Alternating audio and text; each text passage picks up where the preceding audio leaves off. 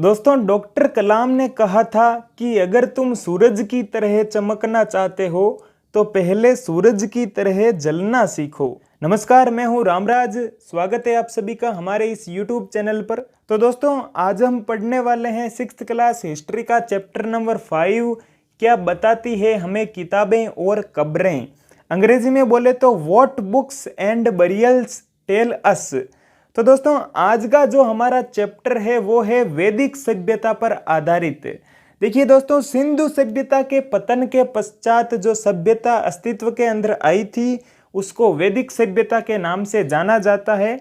अभी मैंने आपको बताया कि सिंधु सभ्यता के पतन के पश्चात, तो सबसे पहले मैं आपको थोड़ा सा जनरली बता देता हूं कि सिंधु सभ्यता का पतन किस कारण से हुआ था। लास्ट वाले चैप्टर के अंदर हमने सिंधु सभ्यता के बारे में संक्षेप के अंदर जानकारी हासिल की थी। तो देखिए, पहली बात तो ये है कि सिंधु सभ्यता के पतन को लेकर के विभिन्न विद्वान और इतिहासकार लोग अपने अलग अलग मत प्रकट करते हैं। कुछ लोग कहते हैं कि सिंधु सभ्यता पर आर्यों ने आक्रमण कर दिया था, इस कारण से इस सभ्यता का पतन हो गया था। तो वहीं कुछ विद्वान लोग बताते हैं कि बाढ़ के कारण इस सभ्यता का अंत हो गया था। कुछ लोग जलवायु परिवर्तन को सिंधु सभ्यता के पतन का कारण मानते हैं कि क्लाइमेट चेंजेस हो गए थे, इस कारण से सिंधु सभ्यता का अंत हो गया था। वहीं कुछ लोग भूकंप को सिंधु सभ्यता के पतन का कारण मानते हैं। तो इस प्रकार से सिंधु सभ्यता के पतन को लेकर के विभिन्न लोग अपने अपने मत देते हैं। तो आपको सिंधु सभ्यता के पतन के बारे में ये जो कुछ एक मत हैं उनको बस जनरली ध्यान रखना है। तो दोस्तों, चलिए अब हम शुरू करते हैं आज के हमारे इस चैप्टर को। दोस्तों, मैंने अभी आपको बताया था कि वैदिक सभ्यता सिंधु सभ्यता के बाद अस्तित्व के अंदर आई थी। इस सभ्यता को वैदिक सभ्यता क्यों कहा जाता है, वैदिक सिविलाइजेशन क्यों कहा जाता है, उसका क्या कारण है वो आप अब समझिए। देखिए, इस सभ्यता के बारे में जो जानकारी है वो वेदों से मिलती है, इस कारण इसको बोला जाता है वैदिक सभ्यता। यानी कि इस सभ्यता के बारे में मूल रूप से जानकारी का जो स्रोत है वो है वेद, इसलिए इसको बोला जाता है वैदिक सभ्यता। दोस्तों, वेदों के माध्यम से हमें पता चलता है वैदिक कालीन समाज के बारे में, वैदिक कालीन संस्कृति के बारे में, वैदिक काल के अंदर रहने वाले लोगों के पहनावे के बारे में, उनके खान पान के बारे में, वैदिक कालीन धार्मिक, राजनीतिक और आर्थिक जीवन शैली के बारे में।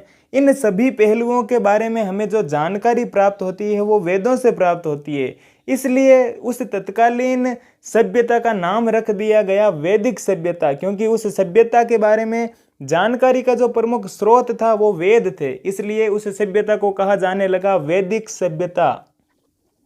अब आपके माइंड में एक प्रश्न आया होगा कि ये वेद क्या थे। देखिए दोस्तों, वेदों को संसार की सबसे प्राचीनतम पुस्तकों या ग्रंथों के अंदर सम्मिलित किया जाता है। ऐसा माना जाता है कि संसार में सबसे प्राचीनतम पुस्तकें अगर कोई थी तो वो ये वेद थे। ये वेद शब्द विद धातु से बना है, जिसका अर्थ होता है ज्ञान, यानी कि वेदों को ज्ञान का भंडार माना गया है। अगर बात करें वेदों की संख्या की, तो वेद संख्या में 4 हैं। पहला है ऋग्वेद, दूसरा है सामवेद, तीसरा है यजुर्वेद और चौथा है अथर्ववेद। ये कुल 4 वेद हैं संख्या में। सबसे पुराना जो वेद है वो है ऋग्वेद, जिसकी रचना सबसे पहले की गई थी, और सबसे नवीन जो वेद है वो है अथर्ववेद, इसकी रचना सबसे बाद में की गई थी। अब हम ये जान लेते हैं कि इन वेदों की रचना किसने की थी, इन वेदों को किसने लिखा था। क्या कोई लेखक या लेखिका है इन वेदों की? तो ऐसा कुछ नहीं है। वेदों की रचना के संबंध में ऐसा कहा जाता है कि वेद की रचना किसी व्यक्ति विशेष ने नहीं की है, इन वेदों को अपौरुषीय माना गया है। यानी कि इन वेदों को माना गया है ईश्वरकृत, यानी कि ईश्वर की देन माना गया है इन वेदों को। ना किसी व्यक्ति, ना किसी स्त्री, ना किसी पुरुष ने इन वेदों को लिखा है, बल्कि वेद ईश्वर की देन है। ये धारणा है वेदों की रचना के संदर्भ में।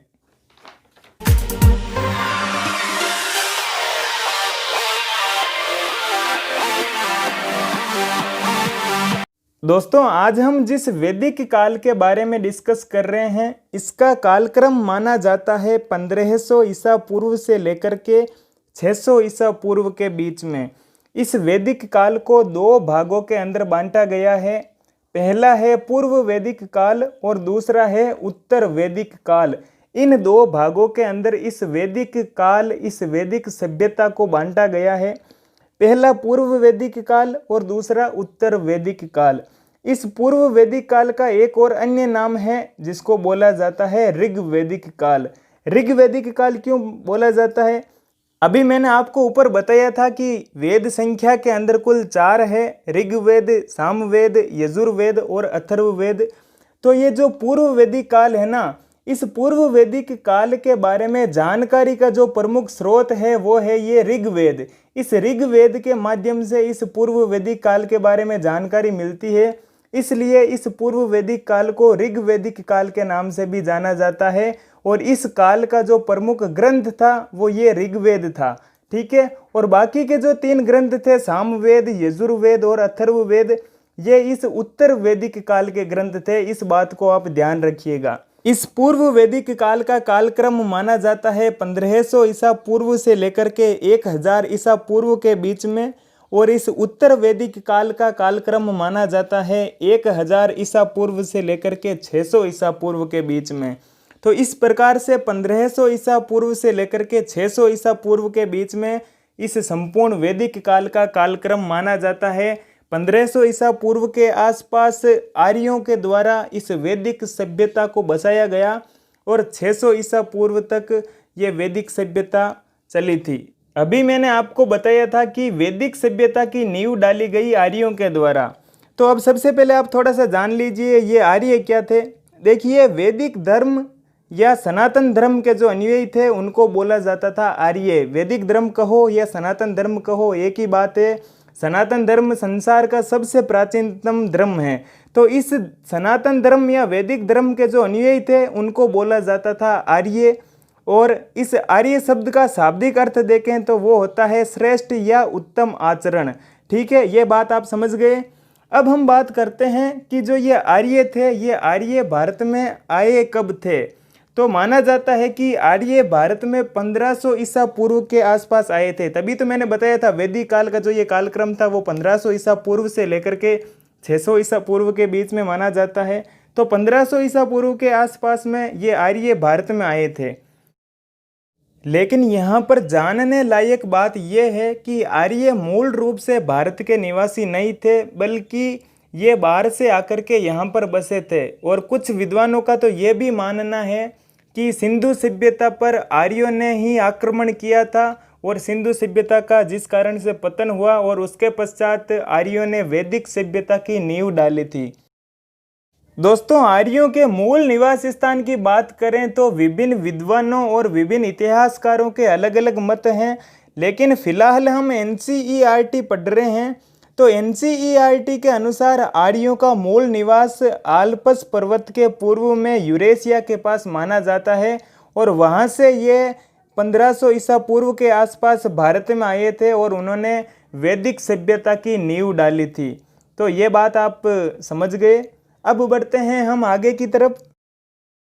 तो दोस्तों, अभी तक हम जान चुके हैं कि वैदिक सभ्यता क्या है, वैदिक सभ्यता को किन 2 भागों के अंदर बांटा गया है, इसको वैदिक सभ्यता क्यों बोला जाता है, आर्य क्या है, इन सब बातों के बारे में हमने डिस्कस कर लिया है। अब आगे के चैप्टर में हम डिस्कस करेंगे पूर्व वैदिक काल के सबसे महत्वपूर्ण वेद ऋग्वेद के बारे में। तो बताया जा रहा है कि सबसे पुराना वेद ऋग्वेद है, जिसकी रचना लगभग 3500 वर्ष पूर्व हुई थी। यानी कि आज से 3500 वर्ष पूर्व इस ऋग्वेद की रचना हुई थी। और इस ऋग्वेद के अंदर कुल 1028 सूक्त है। ठीक है दोस्तों, सूक्त एक तरह से प्रार्थना होती है। ठीक है, और इस सूक्त का मतलब है अच्छी तरह से बोला गया। और ये सूक्त बोले क्यों जाते थे? ये विभिन्न देवी देवताओं की स्तुति के अंदर इन सूक्तों की रचना की गई थी। ठीक है, विभिन्न देवी देवताओं की पूजा अर्चना के लिए इन सूक्तों को अच्छी तरह से बोला जाता था। और इन देवी देवताओं में 3 देवता बहुत महत्वपूर्ण हैं, अग्नि, इंद्र और सोम। तो सबसे पहले हम थोड़ा सा जानते हैं ऋग्वेद में वर्णित देवता इंद्र के बारे में। देखिए दोस्तों, इंद्र ऋग्वेद का सबसे महत्वपूर्ण देवता है और इंद्र के लिए ऋग्वेद के अंदर पुरंदर शब्द का प्रयोग किया गया है। ये एक अतिरिक्त बात मैं आपको बता रहा हूँ। और इंद्र को वर्षा का देवता माना गया है। उसके बाद आते हैं अग्नि। अग्नि को इंद्र के बाद दूसरा महत्वपूर्ण देवता माना गया है ऋग्वेद के अंदर, और अग्नि आग का देवता है। और उसके बाद एक है सोम। ये एक प्रकार का पौधा है जिससे एक खास पेय पदार्थ बनाया जाता है, यानी कि पेय पदार्थों के जो देवता है वो सोम को माना गया है ऋग्वेद के अंदर। तो इस तरह से अग्नि, इंद्र और सोम को ऋग्वेद के अंदर महत्वपूर्ण देवताओं की श्रेणी के अंदर रखा गया है। उसके बाद अगले तथ्य के अंदर बताया जा रहा है कि ऋग्वेद की भाषा प्राक संस्कृत या वैदिक संस्कृत कहलाती है, यानी कि ऋग्वेद को प्राक संस्कृत या वैदिक संस्कृत के अंदर रचा गया है, वैदिक संस्कृत के अंदर लिखा गया है। वैदिक संस्कृत कहो या प्राक संस्कृत कहो, एक ही बात है। ये प्राक संस्कृत वर्तमान में स्कूली शिक्षा के अंदर जो संस्कृत पढ़ाई जाती है उससे थोड़ी सी डिफरेंट टाइप की संस्कृत थी। उसके बाद ऋग्वेद के संबंध में ही एक तथ्य बताया जा रहा है कि इस ऋग्वेद में सर्वाधिक वर्णित नदी है वो है सिंधु। एग्जाम में कई बार प्रश्न पूछ लेते हैं कि ऋग्वेद के अंदर किस नदी का सर्वाधिक वर्णन किया गया है, तो उसका आंसर है सिंधु। उसके बाद अगले तथ्य में बताया जा रहा है कि ऋग्वेद की सर्वाधिक पवित्र नदी सरस्वती नदी है। ऋग्वेद के अंदर सरस्वती नदी को सर्वाधिक पवित्र नदी होली रिवर माना गया है। और अगला तथ्य भी नदियों के बारे में ही बताया जा रहा है कि ऋग्वेद में गंगा का 1 बार व यमुना का 3 बार उल्लेख हुआ है। तो कई बार एग्जाम के अंदर थोड़ा सा डीप के अंदर प्रश्न पूछा जा सकता है कि ऋग्वेद में गंगा का कितनी बार उल्लेख हुआ है या यमुना का कितनी बार उल्लेख हुआ है। तो याद रखिएगा, गंगा का 1 बार और यमुना का 3 बार उल्लेख किया गया है ऋग्वेद के अंदर। तो इस प्रकार से पूर्व वैदिक काल या ऋग्वैदिक काल के सबसे प्रमुख ग्रंथ ऋग्वेद के बारे में ये कुछ तथ्य आए थे जिनको हमने अभी डिस्कस किया है। तो दोस्तों, जिस प्रकार से हमारे आज के चैप्टर का शीर्षक है क्या बताती है हमें किताबें और कब्रें, तो किताबों के अंतर्गत हमने जानकारी ली थी वेदों के बारे में। हमने जाना था कि किस प्रकार से वेदों के माध्यम से हमें इस वैदिक सभ्यता के बारे में जानकारी मिलती है। उसके अलावा दूसरी बात इस चैप्टर के शीर्षक में आई है कि कब्रों के माध्यम से हमें जानकारी कैसे प्राप्त होती है, कब्रों के माध्यम से हम क्या सीख सकते हैं। कब्र क्या होती है दोस्तों? जब किसी व्यक्ति की मृत्यु हो जाती है तो उसके पश्चात उसके शव को ज़मीन के अंदर गड्ढा खोद करके गाड़ा जाता है और फिर उसको ढक दिया जाता है, तो उसको बोला जाता है कब्र। तो इन कब्रों के माध्यम से हमें क्या सीखने को मिलता है, क्या जानकारी प्राप्त होती है, उसके बारे में हम थोड़ा सा यहाँ पर डिस्कस करते हैं। देखिए दोस्तों, इन कब्रों के माध्यम से पुरातत्ववेत्ता और इतिहासकार लोगों को इतिहास के बारे में बहुत कुछ पता चलता है। इतिहासकार लोग इन कब्रों के माध्यम से तत्कालीन सामाजिक स्थिति का पता लगा पाते हैं। वो ये जान पाते हैं कि तत्कालीन समाज के लोग अमीर थे या गरीब थे। इसके साथ ही कई बार ये होता था कि किसी व्यक्ति की मृत्यु हो जाती थी तो उसके शव के साथ में लोहे के औजार, सोने के गहने या इसके अलावा दूसरे बर्तन वगैरह भी साथ गाड़े जाते थे। तो इससे भी हमें इस बात का पता चलता है कि किसी शव के साथ अगर किसी बेशकीमती चीज़ों या बहुमूल्य चीज़ों को साथ में गाड़ा गया है तो इससे सिद्ध होता है कि वो व्यक्ति अमीर था। और अगर किसी शव के साथ में अगर ऐसी किन्हीं बहुमूल्य चीज़ों को नहीं गाड़ा गया है तो इससे स्पष्ट होता है कि वो व्यक्ति गरीब व्यक्ति था। इसके अलावा खुदाई के दौरान बहुत सी कब्रों में एक ही कब्र से बहुत सारे कंकाल मिले हैं। तो इससे क्या सिद्ध होता है कि एक ही परिवार के लोगों को एक ही स्थान पर अलग अलग समय में गाड़ा गया था। जैसे मान लो कोई पिता है, उसकी मृत्यु हो गई तो उस पिता को एक स्थान विशेष में कब्र खोद करके गाड़ दिया गया। उसके बाद मान लो कुछ वर्षों बाद उसके पुत्र की मृत्यु हो गई तो जहाँ पर पिता को गाड़ा गया था उसी स्थान पर उसके पुत्र को गाड़ा गया है। तो इससे इतिहासकार लोग इस बात का पता लगा पाते हैं कि अगर एक ही स्थान से अगर बहुत सारे कंकाल मिले हैं तो ये इस बात का प्रमाण है कि इस स्थान विशेष पर एक ही परिवार के लोगों को अलग अलग समय में गाड़ा गया है। तो इस प्रकार से इन कब्रों के माध्यम से भी इतिहासकार लोगों को तत्कालीन समाज, संस्कृति और उनके खान पान, धार्मिक स्थिति, राजनीतिक और आर्थिक स्थिति, इन बहुत सी चीज़ों के बारे में इन कब्रों के माध्यम से जानकारी प्राप्त होती है। तो इसलिए इस चैप्टर का शीर्षक रखा गया था, क्या बताती है हमें किताबें और कब्रें। ठीक है दोस्तों। तो दोस्तों अब इसके पश्चात हम थोड़ा सा संक्षेप में डिस्कस करते हैं सिंधु घाटी सभ्यता और वैदिक सभ्यता के बीच के डिफरेंस को लेकर के, कि सिंधु घाटी सभ्यता और वैदिक सभ्यता में किन बातों को लेकर के भिन्नता थी। ज़्यादा गहराई में हम नहीं जाएंगे, बल्कि 4-5 तथ्यों के माध्यम से इन दोनों के बीच हम भिन्नता का थोड़ा सा डिस्कस करेंगे।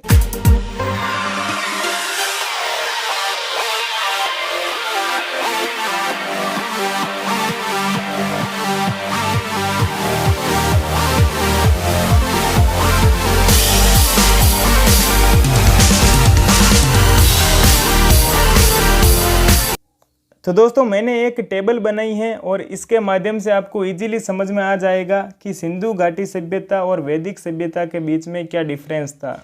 हम इन दोनों के बीच में ज़्यादा तुलना नहीं करेंगे, बल्कि 4-5 तथ्यों के माध्यम से डिफरेंस को समझेंगे। तो सिंधु घाटी सभ्यता के संबंध में पहली बात तो मैंने आपको बताई थी कि ये सिंधु घाटी सभ्यता एक नगरीय सभ्यता थी और वैदिक सभ्यता एक ग्रामीण सभ्यता थी। पहला अंतर तो ये हो गया। सिंधु घाटी सभ्यता के बारे में दूसरी बात यह है कि सिंधु घाटी सभ्यता एक कांस्य युगीन सभ्यता थी, जबकि वैदिक सभ्यता एक लोहे युगीन सभ्यता थी। मैंने लास्ट वाले वीडियो में आपको बताया था कि तांबा और टिन, इन दो धातुओं को मिला करके कांसा नामक धातु का निर्माण किया जाता है। तो सिंधु घाटी सभ्यता एक कांस्य युगीन सभ्यता थी। यहाँ के लोग लोहे से परिचित नहीं थे, लेकिन वैदिक सभ्यता के लोग लोहे धातु से परिचित थे। इसके संबंध में तीसरा पॉइंट यह है कि सिंधु घाटी सभ्यता के लोग बैल की पूजा किया करते थे और वैदिक सभ्यता के लोग गाय की पूजा किया करते थे। तो ये इन दोनों के बीच में एक डिफरेंस है। उसके बाद चौथा डिफरेंस ये है कि सिंधु घाटी सभ्यता में मातृ सत्तात्मक परिवार थे और वैदिक सभ्यता में पितृ सत्तात्मक परिवार थे। यानी कि सिंधु घाटी सभ्यता के दौरान परिवार में जो सर्वे सर्वा होता था या जो मुख्य सत्ता होती थी वो एक स्त्री के हाथ में होती थी, लेकिन वैदिक सभ्यता के अंदर ये उसका अपोजिट हो गया। वहाँ पर परिवार में मुख्य सत्ता पुरुष के हाथ में आ गई थी। उसके बाद एक और अंतिम डिफरेंस ये है कि सिंधु सभ्यता के लोग घोड़े से अपरिचित थे और वैदिक सभ्यता के लोग घोड़े से परिचित थे। तो इस प्रकार से हमने सिंधु सभ्यता और वैदिक सभ्यता इन दोनों के बीच में 4-5 डिफरेंस अभी देखे हैं। एंड आई होप आपको समझ में आया होगा कि सिंधु घाटी सभ्यता और वैदिक सभ्यता में क्या डिफरेंस थे। अब हम बढ़ते हैं आगे की तरफ। अब ये चैप्टर आपके समाप्ति की ओर ही है। आगे हेडिंग आ रही है इनाम गांव। ये भीमा की सहायक नदी गोड़ के किनारे की एक जगह है जिसका नाम है इनाम गांव। तो ये आपके इस चैप्टर में आया था, तो इसलिए मैंने आपको यहाँ पर बता दिया। उसके बाद आगे एक पुस्तक के बारे में बताया जा रहा है। उस पुस्तक का नाम है चरक संहिता। दोस्तों इस चरक संहिता की रचना प्रसिद्ध वैद्य चरक ने की थी और ये चिकित्सा शास्त्र पर लिखा गया प्रमुख ग्रंथ था। प्राचीन समय में चिकित्सा शास्त्र पर सबसे महत्वपूर्ण ग्रंथ माना जाता है इस चरक संहिता को, जिसकी रचना की थी वैद्य चरक ने। चरक चिकित्सा शास्त्र के संबंध में एक महान ज्ञाता था और चरक ने यह बताया था कि मानव शरीर के अंदर 360 हड्डियां होती है। अगर हम आधुनिक चिकित्सा विज्ञान की माने तो मनुष्य के शरीर के अंदर 206 हड्डियां होती है, लेकिन तत्कालीन समय में चरक ने बताया था कि मनुष्य के शरीर में 360 हड्डियां होती है। अब आप सोच रहे होंगे कि चरक ने इतनी ज़्यादा क्यों बताई होगी। तो उसकी वजह यह थी कि चरक ने जब मानव शरीर की हड्डियों की गिनती की थी तो उसके संबंध में उन्होंने मनुष्य के शरीर के दांतों को, हड्डियों के जोड़े को और कार्टिलेज को भी सम्मिलित करके बताया था, इसलिए उनकी संख्या 360 हो गई थी। लेकिन मानव शरीर में 206 हड्डियां हैं, ये तो आपको पता ही है। उसके बाद इस चैप्टर के संबंध में अंतिम पॉइंट बताया जा रहा है कि संस्कृत भाषा भारोपीय भाषा परिवार का हिस्सा है। तो ये एक फैक्ट आया है इसके संबंध में। आपको पता है संस्कृत भाषा को सभी भाषाओं की जननी माना जाता है। तो दोस्तों इस प्रकार से था आज का हमारा ये 5th चैप्टर, जिसके अंतर्गत हमने वैदिक काल के बारे में डिस्कस किया था और वैदिक काल में भी हमने मुख्य रूप से पूर्व वैदिक काल के बारे में चर्चा की थी।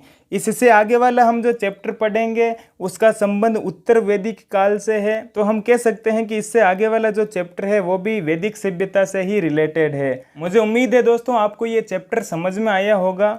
इस चैप्टर के संबंध में जितने भी जो नोट्स बन रहे थे वो मैंने प्रॉपर ढंग से लिख करके आपको उपलब्ध करवा दिए हैं।